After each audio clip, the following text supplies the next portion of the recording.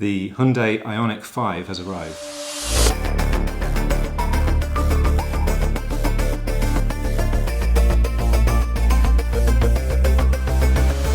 I think it's the first real competitor to Tesla. But first of all, if you like this video, then please press subscribe and press the bell icon to be notified of other videos.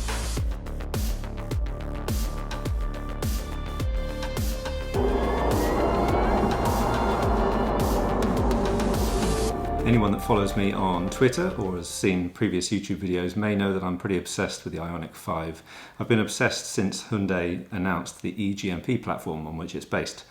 It's a completely EV-only architecture, supposedly very efficient, very safe, all that sort of stuff. And this is the first car that's going to use that platform. There's going to be a whole load of other cars from Hyundai and also from Kia, which is another company under the Hyundai umbrella. So we've got a Kia one coming up. The announcement for that is sometime late March. But for now, this is the IONIQ 5, and it's based upon the 45 concept. And that's a really cool looking concept, I think. So they've based it on that, and I think they've done a pretty good job. Let's look at the design. Now, in terms of design, the thing with design, it's difficult, isn't it? What looks good to me won't look good to you. I think it might be a bit of a love it or hate it sort of car, this one. Funnily enough, they teased some images of this, but they were quite dark. And although they looked kind of cool, I was not sure about them. I was a little bit not sure whether I liked it. But this, having seen it now in the light and everything, yeah, I really love it. I think it's really cool, unique. I love the lines. I love the LED pixel lights and everything. You know, the whole thing I think looks cool, and the wheels look amazing. So I think it's beautiful. I think it's a beautiful car. Given that it's an SUV, or a crossover SUV, I think they've done a really good job. I know a lot of people really hate on SUVs, but I have no problem with them at all. I think they're fine, but a lot of people really hate them. So it's going to be interesting to see what those people think about this, because I would argue it's the best looking SUV out there. Now, my wife would probably ask, well, what colour does it come in? It comes in 9 exterior colours. Now, I'll read them out quickly, but to be honest, I can't find any pictures of them because the order page has been broken since this morning.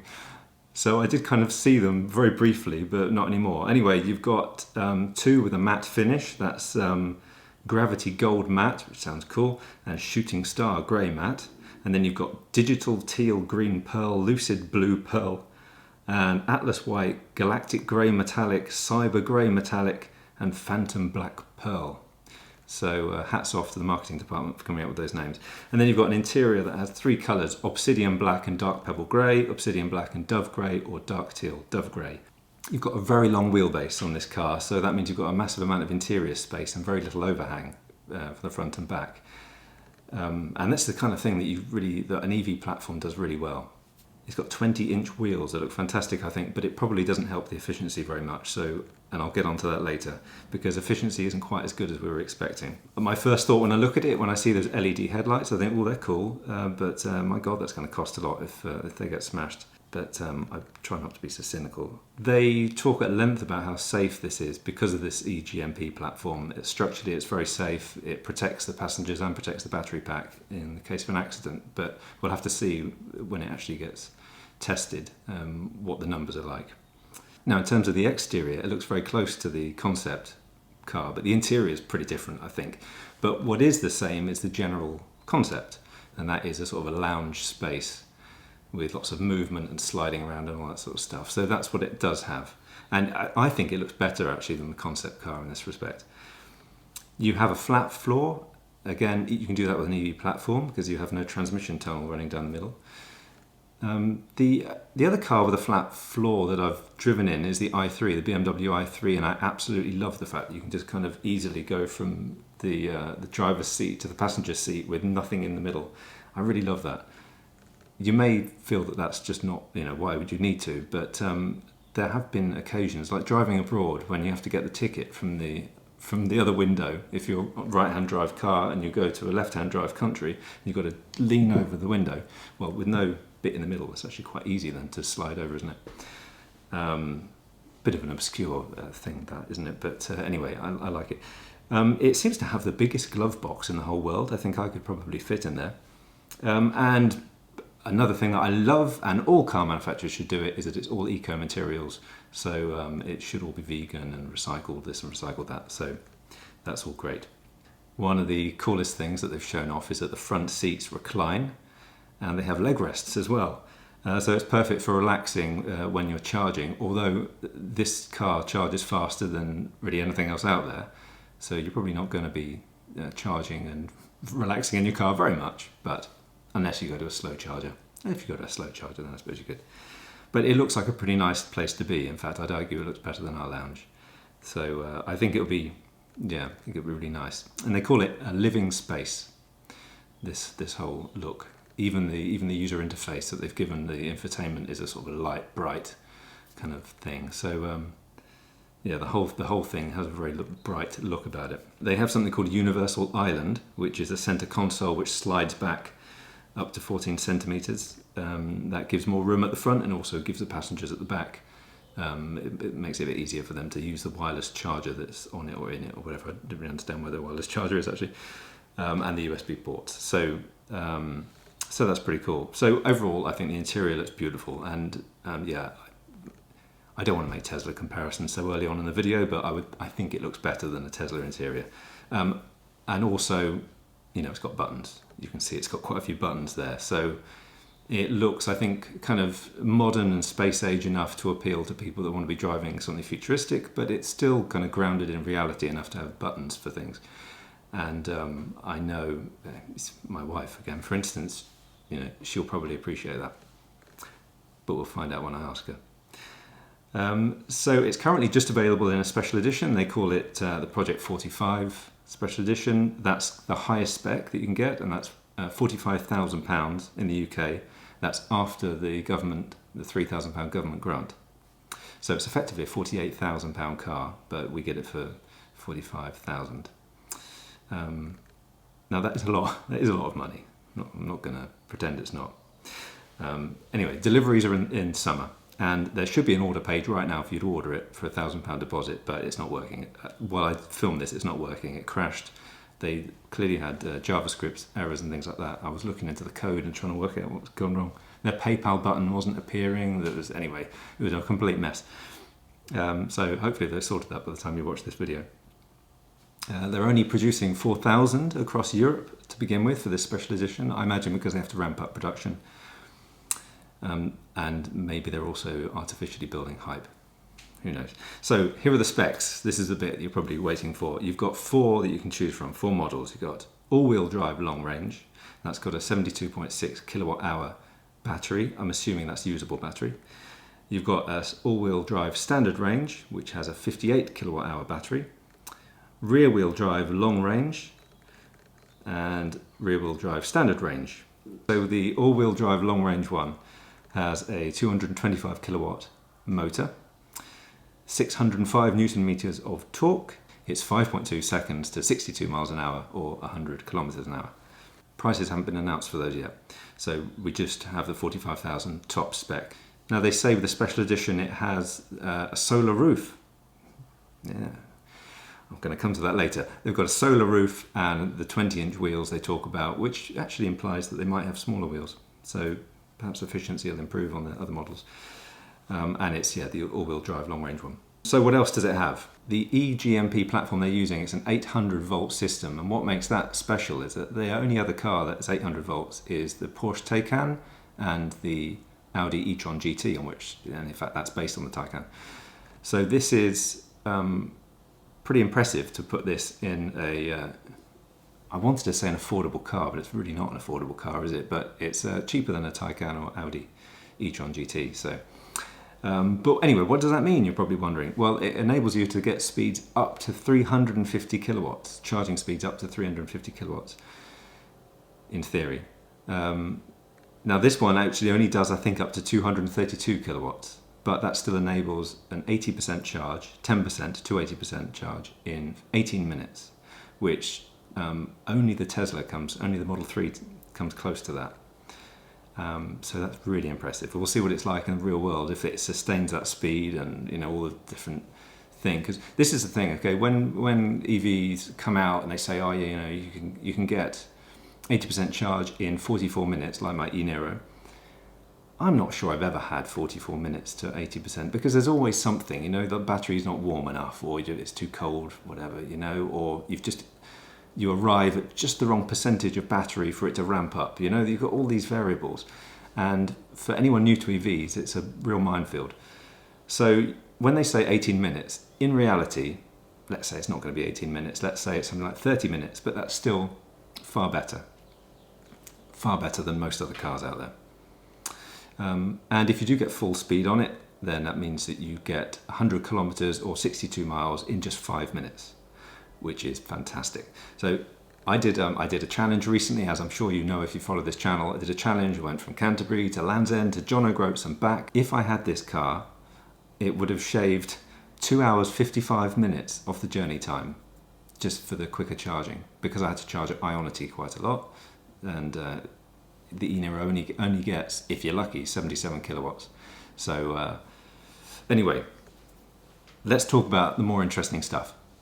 The other specs that this car has, and I think these are fantastic, a lot of these. Right, so I'm going to get through this list as quick as I can for you. It has a 220 volt outlet, which is capable of 3.6 kilowatts of power. That means that if your house has a power cut, you could plug your oven into the car. Yeah, it's not really practical, is it? But you could drag your oven all the way out of the kitchen and plug it into the car, and you can still get your roast cooking. If you go camping, and this is what they've advertised on YouTube and things, if you go camping, then it's brilliant. You can, you know, run everything off your car. And in theory, you can, of course, plug another car into it. Now, the interesting thing is that there's the outlet on the back, under the back seat, where you can plug in, but apparently you can also get this 3.6 kilowatts externally in the charging port, which suggests that you can actually plug a car into it using the Type 2 cable, and you could charge a car that way. So that's what it sounds like. So if you had this car, you could be like a recovery service for EVs or something. If someone gets a flat battery, you could drive off with this and plug in and help them out. So that will be my plan if I do get this car. It's got a solar roof, and they don't really mention anything about this, so we don't know the specifications of it. It's clearly visible in the video, but I can't tell whether you can still see the sky from in the car. Probably not. I think they would have shown that, so it probably is just a dark roof with this solar panel on top. But it means that this will be the first production car. I don't think I'm wrong. The first production car you can actually go to a car park, park up, go to a restaurant, come back, and you'll have more charge than you started with when you got there. That's what it means. And if you happen to live in somewhere sunny, you know, let's say Italy, you know, where we spend quite a lot of time, then it would be interesting to see if we ever have to charge the car once we're there. You know, it'll be, anyway, who knows? Who knows what it's going to be like? But it's pretty cool, I think. Towing, it'll tow, it's rated to tow up to 1,600 kilograms. So that's fantastic. Over-the-air updates. It has two USB-A, not USB-C, strangely, but two USB-A ports in the front of that console. It has two at the back of the console, and it seems to have one at the front. So you've got 5 altogether, which is fantastic. You've got a Bose sound system with 8 speakers. You've got this wide dual cockpit 12-inch touchscreen entertainment system, but you've still got the buttons, as I said. You've got heated steering wheel, heated and ventilated front seats, not sure about the rear seats. It's got memory seats, so that will store the position for the driver and whatever. And you've got a heads-up display, which looks very cool, with an augmented reality thing, so it kind of projects it onto the windscreen. And I think the Volkswagen ID.3 does that. So it's good to see that this does as well. That looks very, very cool. I love the look of that. We have all these fantastic safety features like highway driving assist 2, which controls the vehicle speed and following distance while keeping the vehicle centered in its lane. It will also assist the driver when changing a lane. I think it's just an upgraded version of probably what you get in the Kona and e-Niro, to be honest, because the e-Niro certainly already does something similar to that. Forward collision avoidance assist, intelligent speed limit assist, that adjusts your vehicle speed to match the speed limit. So that's pretty good, I think. High beam assist, that means it will automatically dip down your headlights if you're on high beam, if it sees someone else is coming. Driver attention warning, it will bug the hell out of you if it looks like you're falling asleep or something. I'm not sure how it does that, maybe at the pressure around the steering wheel, I don't know. blind spot collision avoidance assist, blind spot view monitor, safe exit assist. It will keep, oh, I love this, it will keep the rear doors closed by maintaining an electronic child lock if it can see that there's another car coming. So one of my I've always had this fear that, I always worry about a kid in the back, like opening a car door or something when another car's coming. So that will stop that. Although I'm not sure about the other way, because you'd want that from the rear as well, really, wouldn't you? I don't know if it does that. Okay, so anyway, that's pretty cool. It's got a surround view monitor, which means you get the 360-degree view of the car, like I used to have in the Nissan Leaf, and I know other cars do. I kind of miss it in the Niro because it helps with parking. I know the Jag I-Pace does it, and I'm sure lots of others do. Reverse parking collision avoidance assist, again, that's great. And with a car that looks this fancy and with these kind of LED lights, frankly, anything that can stop it from crashing into something is a good thing. Rear cross-traffic collision avoidance assist, that will display and sound a warning or apply the brakes when a car approaches from the left or right-hand side and the driver does not stop. I have no idea if it has a battery heater and a heat pump. I can't remember, to be honest, if they mentioned that in the E-GMP announcement. I would say it should have. I'm like 99% sure it must have, really. But I don't know yet. They've got an upgraded version of BlueLink. BlueLink is their connected services thing. It's their app and all that sort of stuff. And they've got an upgraded version. And this should make it more similar, I think, to like what Tesla offers for their sat-nav. I'll read this out from the press release. New BlueLink features include connected routing, last mile navigation, and a new user profile feature. It displays the vehicle range, battery state, and charging times when plugged into public or private charging points. It's got an advanced battery management system in order to select charging times that fit your schedule or budget by making the most of off-peak electricity rates. This might be what it does already. To be honest, it might be what it does already. And I don't even have an app for my e-Niro, so I can't test this. But anyway, this is the big thing. With the new cloud-based connected routing feature, driving routes are calculated on a powerful server inside the BlueLink cloud environment, which makes it sound very posh. This ensures more accurate traffic forecasting, more precise times of arrival, and more reliable route recalculation. They've also improved the database to show more charging stations on the map, showing availability, that's the big one, and estimated charging time, that's another good one. By clicking on the station icon on the map, users can see whether AC, DC or high-powered charging such as IONIQ is available. Fantastic. Let's talk dimensions. We have a 3,000mm wheelbase, 4,635mm length, 1,890 width, 1,605 height, 531 litres of boot space. Put the seats down at the back and you get 1,600 litres of space, which is fantastic. 57-litre frunk or front boot, whatever you want to call it, in the rear-wheel drive version, or 24 litres in the all-wheel drive. It's pretty packed, isn't it? There's a lot there. What do I think? The only thing I'm a bit disappointed with really is the range. The rumour, in fact, I think it was Hyundai themselves saying it in their presentation, but I thought it was going to be 310-mile range. But this isn't even 310 on the rear-wheel drive version. The all-wheel drive ones, they tend to have worse efficiency, so you get a lower range on them. So the range tops out at 298 miles on the rear-wheel drive long-range version, which falls quite short of that 310. Well, I say quite short. I mean, we're only talking 12 miles difference. It's not a big deal, is it? But it's just, there's something about that 300 miles. That's like a magic number. So it means that this has more range than the e-Niro, but less than the Kona. And this is an EV-only platform, so really it should be. I was expecting better, to be honest, and it doesn't seem as good as Tesla's either. So it's possible Hyundai are being conservative with their estimate. Maybe they've prioritised safety, that increases the weight. Maybe they went with 20-inch wheels because they just look better, but it's sacrificing the efficiency. Who knows? So I was expecting this to kind of take the efficiency crown from Tesla a little bit. Hyundai have proved that their powertrain is so good for the Kona and for the e-Niro. I was expecting this to be even better, but it doesn't seem that way. This is a much bigger car than the Kona and e-Niro, of course. That doesn't help efficiency, but then it's smaller than the Model Y, the Tesla Model Y, and Model Y seems to have better range for the same size battery. I'm a bit disappointed by that, but everything else I think is great.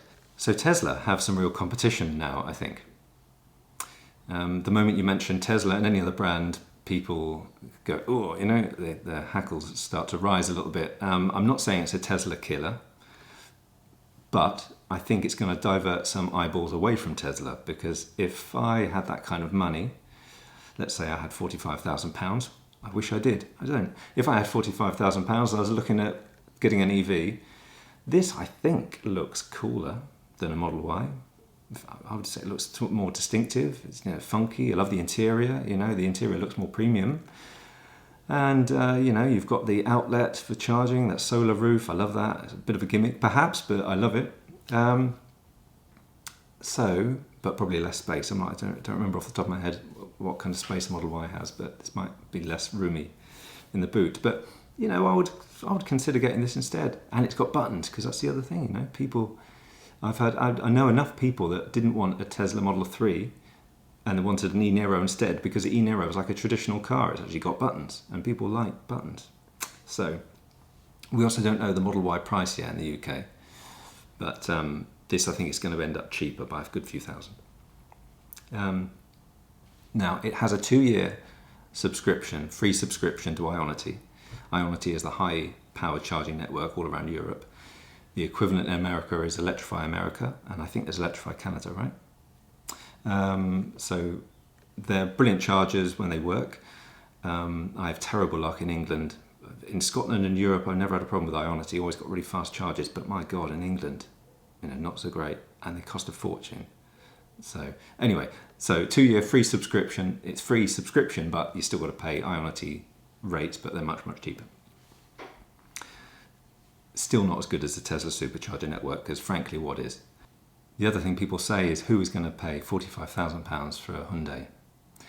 And I don't really get this, because I've been driving around in a Kia, and I don't care what brand is on the car, as long as it's good. Maybe you could argue some people that aren't necessarily looking for an electric car would rather spend £45,000 on a BMW or something like that. But, you know, good luck finding a BMW, electric BMW for £45,000 that does what this does, or Audi, or anything else, you know. So, I don't know. It's a lot of money, but it does do a lot. And there are obviously the lower specs are going to be cheaper. I don't know how much. Probably down to about 38,000. That's my guess for the lowest one. Would I replace the e-Niro with this? Well, it's bigger, a bit higher, slightly better range, charges much faster, better interior, has a solar roof, better safety, better interior space. It has the outlet to plug stuff in, and it looks much, much cooler. So yes, I would.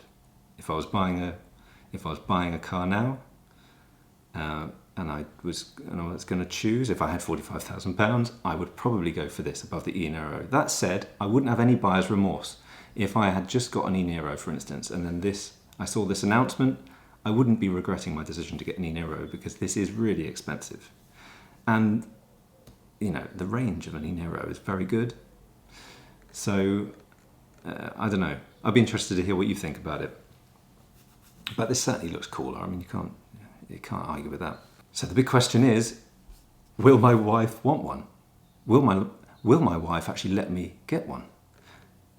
And for that, my friends, I'm afraid you're going to have to subscribe and press the alert button, because I don't know. I haven't asked her yet, but I will, and I'll do a video about it. So I hope you found this video interesting. Please let me know your thoughts, and I'll be back very soon. Thank you very much for watching. Bye for now.